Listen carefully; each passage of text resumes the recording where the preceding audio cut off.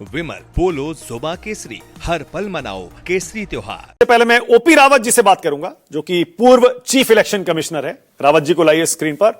स्वागत आपका रावत जी, कैसे हैं? सुन पा रहे हैं मुझे?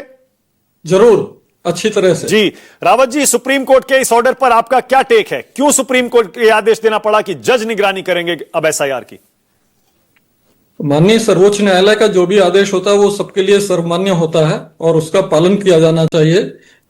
हो सकता है उनको जो चिंता हुई इसलिए उन्होंने जजों को निगरानी के लिए लगाया है। इसमें कोई गलत बात नहीं है, ठीक है, स्वागत होना चाहिए। क्या आप इस सुप्रीम कोर्ट के आदेश को इस तरह नहीं देखते कि सुप्रीम कोर्ट को एसआईआर की प्रक्रिया पर इतने सवाल खड़े होने के बाद अब शक पैदा हो गया? देखिए, शक की कोई बात नहीं है इसमें। ये अगर एक विवाद है जिसमें इलेक्शन कमीशन कह रहा है कि ग्रुप ए के अफसर, राज्य सरकार कह रही है ग्रुप बी के अफसर, तो बेसिकली क्या है, जो लोकल सिचुएशन होती है उसमें जो भी अफसर एसडीएम के रूप में अपॉइंटेड है उसी को ईआरओ नियुक्त कर दिया जाता है। अगर आप इंसिस्ट करते हैं कि हमें तो सारे ग्रुप ए अफसर चाहिए और मान लीजिए बंगाल के पास हो ही नहीं, तो वो कहां से लाएंगे? पैदा थोड़ी कर देंगे तुरंत। ये अफसर जो है रिक्रूट होते हैं, ट्रेनिंग होती है, फिर सीनियर बनते हैं, तब ग्रुप ए में आते हैं। तो वो जज साहब देख लेंगे कि गलती वाकई किस तरफ है। अचानक ही आप इतने ग्रुप ए अफसर की मांग कर दो, वो नहीं है कि जनरली इलेक्शन कमीशन उन्हीं को अपॉइंट करता है जो इंस्टीट्यूट वहां पोस्टेड होते हैं। पर रावत जी, बाकी राज्यों में एसआईआर की प्रक्रिया में ऐसी दिक्कत क्यों नहीं हुआ? बंगाल में इतनी दिक्कत क्यों आ रही है? बाकी राज्यों में इलेक्शन कमीशन ने उन्हीं अधिकारियों को नामजद कर दिया जो पदस्थ थे, उसमें कोई ग्रुप ए ग्रुप बी का झगड़ा नहीं हुआ। ओके, मतलब आप कह रहे हैं कि इलेक्शन कमीशन ने बंगाल में कुछ अलग किया है बाकी राज्यों से? ऐसा मुझे लगता है कि उन्होंने इंसिस्ट किया कि ग्रुप ए के ही अफसर एसडीएम के रूप में दीजिए आप हमें। क्या आपको इलेक्शन कमीशन की इस डिमांड में कुछ मेरिट लगती है? देखिए, मेरिट तो हो सकती है कि ग्रुप ए के अफसर जो है वो सीनियर होंगे, वरिष्ठ होंगे और हो सकता है वो ज्यादा गंभीरता से अच्छी तरह से करें। लेकिन प्रैक्टिकलिटी भी एक चीज है। प्रैक्टिकलिटी ये होती है, इलेक्शन कमीशन जो हमेशा फॉलो करता रहा है कि भाई जो पदस्थ हैं, जो वहां काम कर रहे हैं, उनको लेके चलना चाहिए। लेकिन अगर उन पर भरोसा नहीं है तो आप इंसिस्ट कर सकते हैं कि हमें दूसरे अफसर चाहिए। रावत जी, मुझे पूरा यकीन है आपने बाकी राज्यों की तरह बंगाल के एसआईआर को भी फॉलो किया होगा, आप सारी अपडेट्स देख रहे होंगे।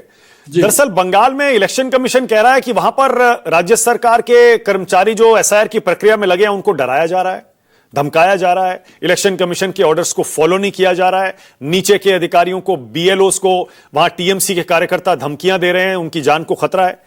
इस वजह से इलेक्शन कमीशन ने group A officers, grade A officers की मांग की है, जिनके आदेशों में कुछ ना कुछ कानूनी मान्यता भी होती है, एसडीएम लेवल के होते हैं शायद वहां पर। आपको क्या लगता है, क्या यह सही है मांग? कानूनी मान्यता ग्रुप बी ग्रुप ए दोनों के अधिकारों को, आदेशों को होती है। कोई उसमें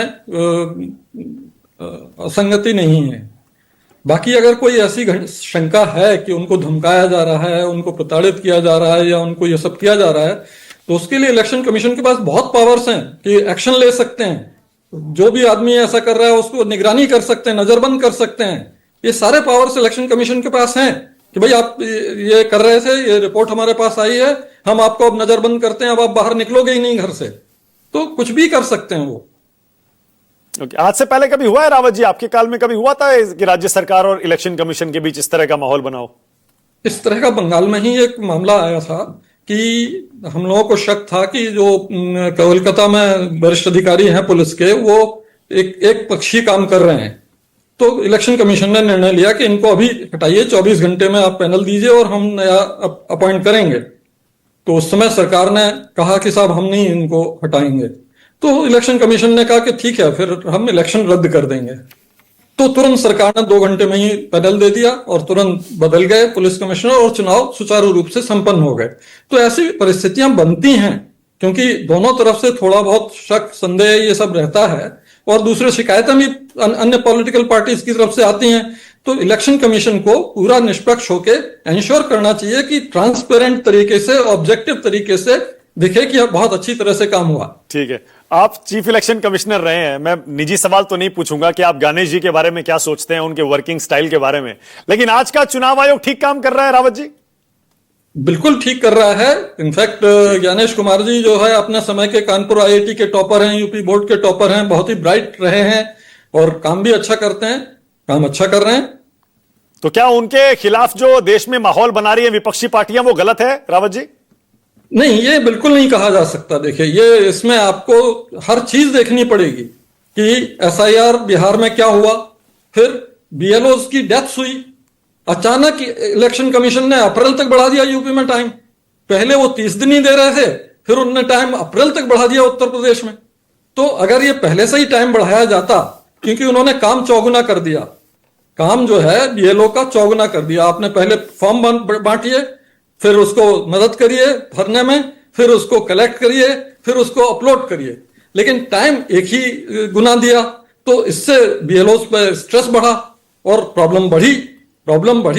तो इलेक्शन कमीशन ने उसका संज्ञान लिया और टाइम बढ़ा दिया, और उसकी वजह से फिर ये एसआईआर जो है मध्य प्रदेश में आज ही पब्लिश हुआ है, गोवा में भी आज पब्लिश हुआ है, हो रहा है। लेकिन टाइम अगर पहले से ज्यादा दिया होता तो बीएलओ में कोई इस तरह का स्ट्रेस नहीं होता। मतलब 10 में से 10 आप नहीं देंगे ना आज के इलेक्शन कमीशन को? देखिए, इलेक्शन कमीशन को मैं तो हमेशा 10 में 10 दूंगा, क्योंकि इलेक्शन कमीशन जो उनकी जानकारी है, जिस आधार पर वो निर्णय ले रहे हैं, उस पर करते हैं वो। अब उस जानकारी में नीचे से अगर पूरी जानकारी नहीं मिली उन्हें और नहीं हुआ, तो उससे निर्णय में कुछ खामी अगर हो गई तो हो गई, उसमें क्या है। ठीक है रावत जी, ये बंगाल में 1.5 करोड़ लोग ऐसे कैसे निकल आए जिनको नोटिस दिए गए हैं, जिनकी मैपिंग नहीं हो पाई? 1.5 करोड़ तो बहुत ज्यादा होता है। ये देखिए क्या है, ये टेक्नोलॉजी का प्रॉब्लम है।